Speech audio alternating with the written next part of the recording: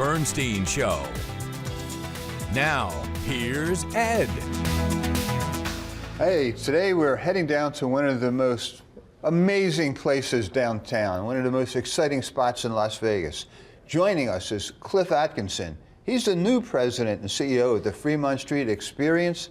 Welcome, Cliff. And you may remember Cliff from the Virgin Hotels. You're the president of the Virgin. That's right. Made a career change, and so great to be back. Thanks for having me back, Ed. Yeah, I mean, what is the big transition that one makes? I mean, one day you're running a hotel, which, you know, it sounds very complex to me. And you've been in the hotel business for a long time, right? At the Mandarin, 30 years, and yeah. at the Fontainebleau, and there, and now, you know, and you moved over to this incredible experience, Fremont Street, which is essentially an entertainment, forum, zone, right? Yeah.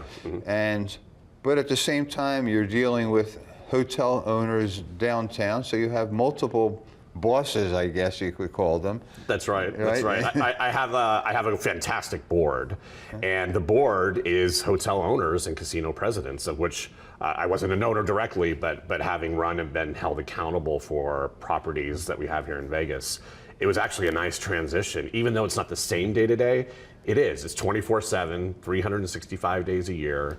And my customers being my board, you know, my job is to get people downtown and get people to the Fremont Street Experience and enjoy all the wonderful traditional nostalgic things that we offer, as well as some of the new offerings. And it's a lot of fun. The transition's been great.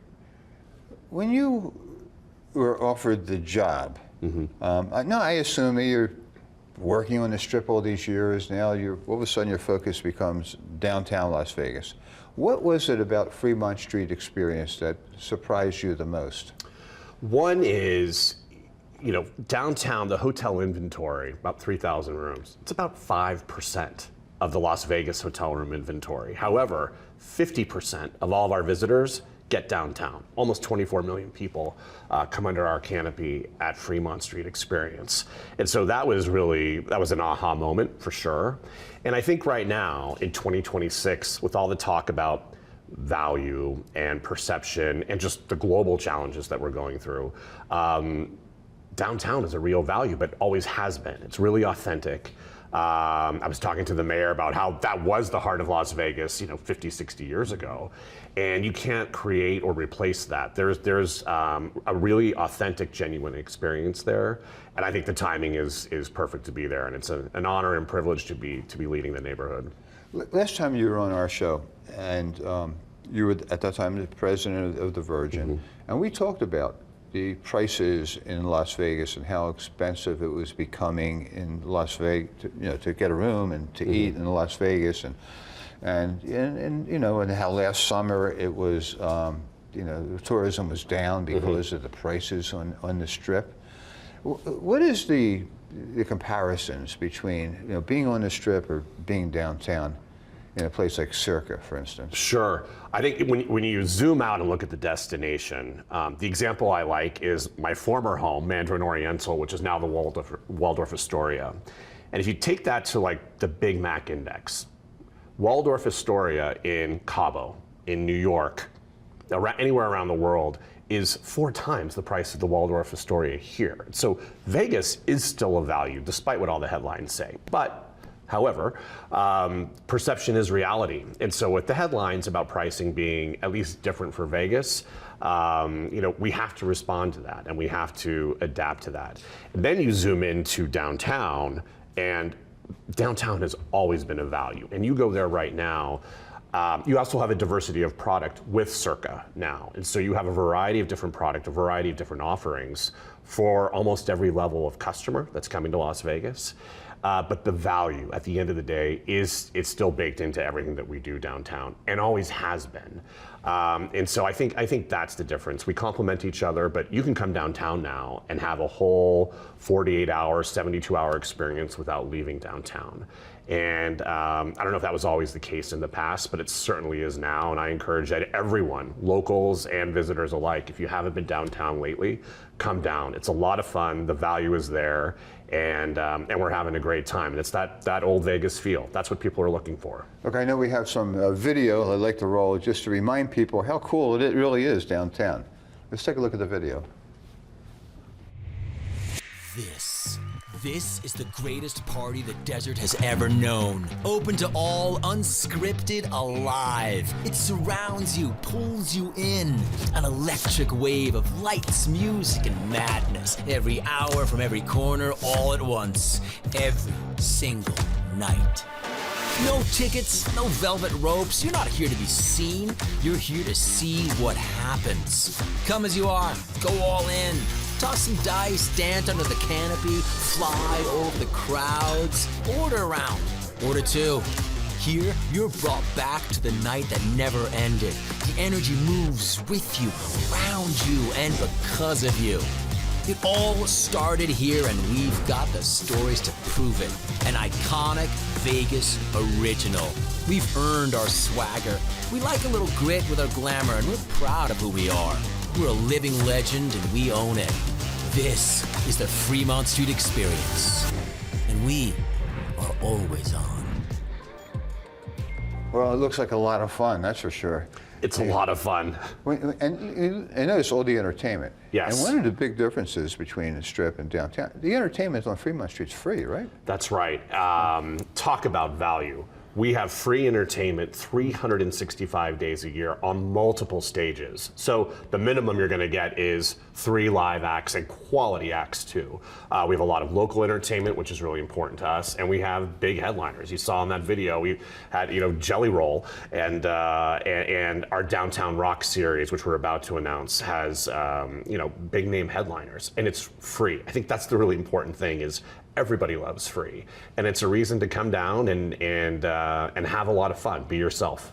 So how does that work? I mean, it's free to patrons, but obviously the Fremont Street Experience is paying for it. Yes. Right? Yes. And their funding is coming from the hotels and the businesses on Fremont Street? Yes, historically that's where it came from, but we actually have our own enterprise. We have the fabulous Slotzilla ride that was highlighted in the video, which is great. It's 2 different experiences. Let's see, the zip line? The zip line, and there's two different. There's a lower at about 80 feet and one about 110 feet. Have you been on them? No, but that's my goal. My first 90 days is to do both and to go through that customer experience, which is also really, really important to us. But we have Slotzilla, we have a parking garage, we have leases, we work with the kiosks, so we're actually self-sustaining. And I have about 300 employees, which was also, I think, a surprise for people who don't know, who are protecting. We have security down there working very closely with our wonderful city marshals as well as Metro. So we have a lot of safety and security down there, which I think is fantastic. But we have our custodial team who's keeping it clean and as well as safe.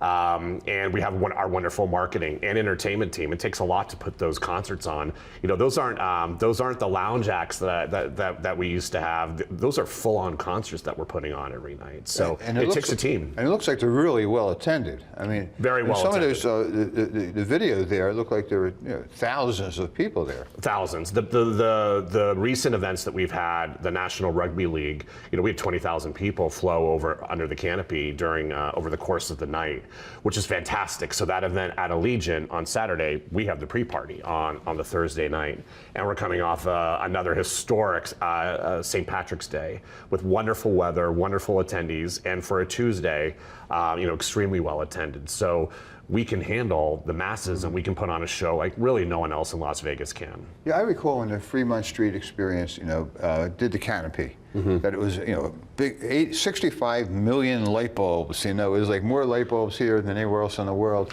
But that was a number of years ago. What's going on down there to keep all that current, with the AI and the electronics and the components that go into making that type of experience? Yeah, I like to compare that canopy. I call it the free sphere. So you have the wonderful experience we have in the sphere, but the canopy is the world's longest digital screen, and we just put a significant investment just a few years ago in it. And what was really cool is on St. Patrick's Day, you, me, our family, we could take a picture, and you can upload it now to the canopy, so you get to see yourself on this global stage, and so things like that that are very interactive, fun, and different for our visitors. So again, you can get your face on the canopy, where 20 million, 25 million people walk below. So and tying in, we're going to have a few new shows. We have April 4th, we have our 90s party, so we're going to have videos. We're about to announce it very soon, but April 4th, that 90s party, that'll kick off our summer series, our Downtown Rocks, and new visuals that are stunning when you see that on the canopy. And again, it's free for everyone. And what are you doing? You're doing some special events for March Madness this week? So right now we have brackets on the canopy, so you can come under our canopy and see all the all the action, and then you can of course access our wonderful properties that are hosting their downtown March Madness parties. So there's a lot going on, and again, you can walk the street, experience it all. And then visit our wonderful casinos down there that are offering a tremendous experience, a tremendous value for Vegas right now. And how does it work with, you have a lot of street performers Yes. that are on Fremont Street.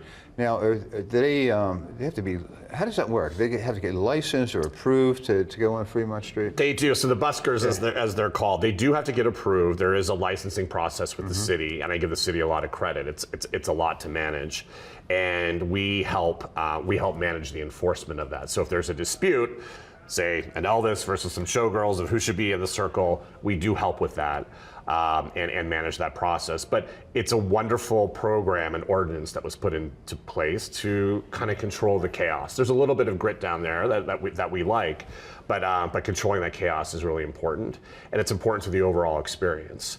And so, entertainers can, again, put in for a license, and then they're able to do what they do, to perform, again, do what they do, whatever it is, singing, dancing, but there's a process for it. And our goal, my vision is that, along with Chief Potts from the city marshals, is to make Fremont Street the safest tourist corridor in the world. And certainly in America. So when you think of Bourbon Street in New Orleans, when you think of Times Square in New York, places like that, we want to be known as the safest. And all of our stakeholders working together is really what helps create that. In addition to getting licensed, you get I don't know, this is your designated area to perform? Yes. Right? Yeah. Okay. And it can rotate, but it's a wonderful program. There's other municipalities that also have that, Santa Monica being one, but it does help. It helps control that chaos, so that people can have have that true urban experience, but also have it in a safe and fun manner. I noticed that the city is making some changes on how you cross streets on Fremont Street. I mean, if you're on Fremont Street and you want to cross over 4th Street or Las Vegas Boulevard, it used to be, a little bit, I don't know if I can make it across the street, but now it seems, they put up some traffic obstacles and things and lighting. I mean, the lights they changed. I forgot. What did they change? Yeah, no, it's a really great point. It goes back to the feeling and the number one priority of safety during special events like St. Patrick's Day that we had this week. We'll actually close off some of those streets, Casino Center, so that it's safe. It's just a safer pedestrian access. But we still do have traffic, and as we all know, traffic is an ongoing challenge in our city. So we keep 4th Street open, and we'll have our own security officers help manage that traffic flow. Of course, there are signs and lights, but the traveler that has maybe had 1 or 2 drinks, maybe not always follow those immediately. So we have people helping that. But we do close the streets as well at the right time for the big events, like a St. Patrick's Day, like a Halloween, or certainly a New Year's Eve. For a number of years, the challenge in Fremont Street has always been, how do we get more locals down to Fremont Street? I mean, the numbers that you quoted, 20 million people a year visiting, we have like 40-some million visitors, so that's essentially half our visitors into Yes. Las Vegas are going to Fremont Street. What about the locals? I think it's a wonderful place for locals to go. Since I've taken over this role, in the last few weeks, it's been enlightening about what the perception is locally. And I know some families will take their teenagers down to ride the Slotzilla and ride our ride and experience some of what downtown has to offer. But the most important thing is it's safe, it's fun, and we have offerings from Slotzilla to walking around and just experiencing what it's like to be under that incredible canopy at day and at night. It's two different experiences as well. And there's also a lot more to offer with the dining that our casino partners are offering, the variety of different parking options you have, including our parking garage at 4th and Carson, which is the Slotzilla, and the beginning of Fremont Street Experience begins right there where the canopy begins. So there's a lot for locals to do, and it's very easy to get in. It's funny, my commute to Fremont Street is about half of what it was to get to the Strip. And you don't think about it until you drive it and go, wow, it's pretty close to Summerlin or Henderson or wherever you might be in the Right valley. in the middle of all the freeways. Right in the middle. Yeah. I'm 5 minutes from your studio here today. Yeah. And so the location is really good. And I invite everyone in Las Vegas to, if you haven't been down lately, come back down and check us out.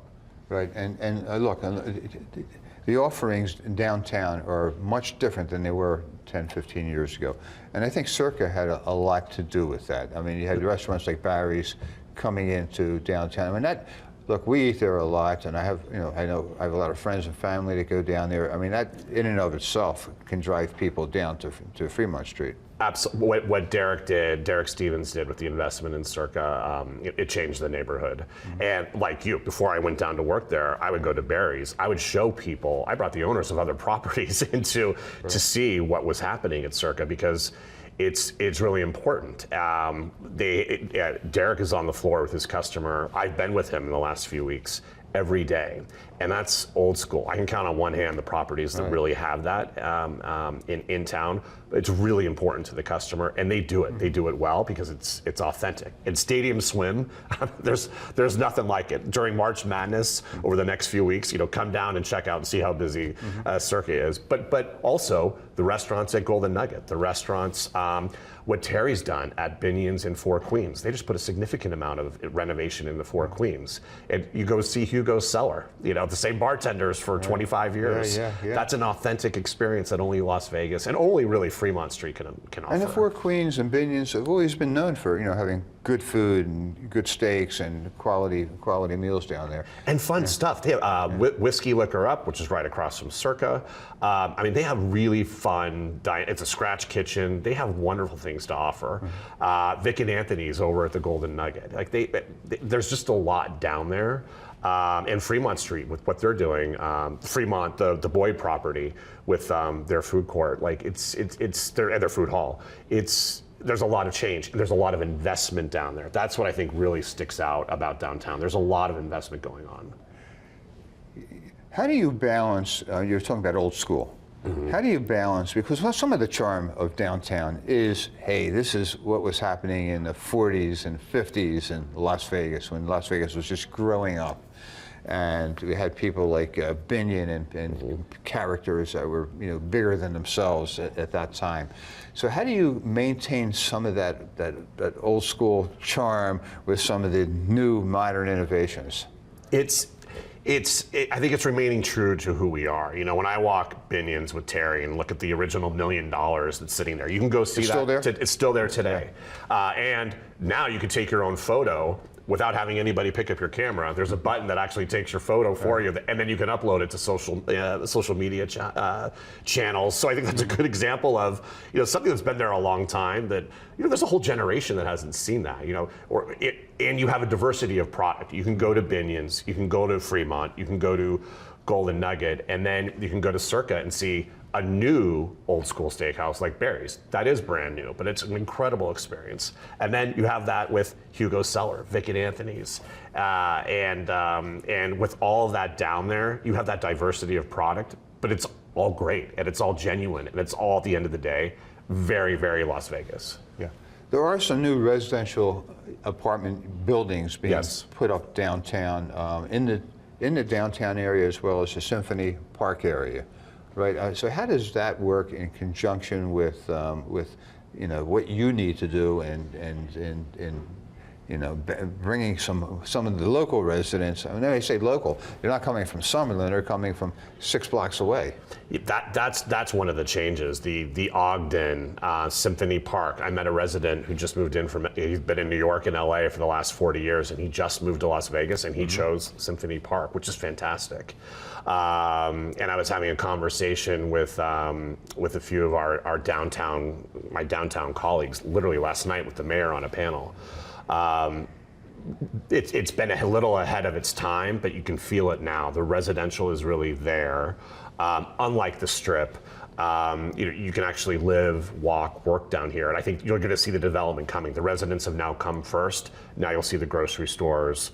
I see people jogging in the morning at 6 a.m. when I come in really early or leave really late, depending on how the day has gone. You see life. And I think some of the development about 10 years ago was a little ahead of its time. You can feel it coming together now. And it's a real opportunity. This will look very different 5 to 10 years from now when we're sitting here talking again about how the life around downtown has grown. You can see it, and this is the early stages of that. Most urban centers have homelessness problems in downtown. What are we doing in Las Vegas about that? What I like, our mayor, as you know, is incredible. And I stood up in front of a panel last night and said, in no other city in America do you have this ecosystem of the city, government, private business, citizens working together to not solve a problem, but improve it and continuously improve it. I think that's the mantra for how to tackle it's not only homelessness, it's a mental health issue, it's an addiction issue. And I lived a decade in New York, I'm from San Francisco, they have the same challenges. Ours are just highlighted a little bit more here with so much tourism. But the city's doing something about it. And I really believe in our mayor. I put my hand up to say, hey, we're not just going to talk about it. We need to do something about it. And there are now resources that are brand new to me. The Crisis Stabilization Center out by Nellis. What happens there? Yeah. So if someone's having a true mental health episode, they can go there to get care, health, offer additional services, but at least just stabilize where they are. And I think that's a big step in the right direction. And it's just one of many levers that we will need to help address the problem. But again, I don't think it's one you're going to ever permanently solve. We can improve it. And at the end of the day, approach it from a humanitarian standpoint first.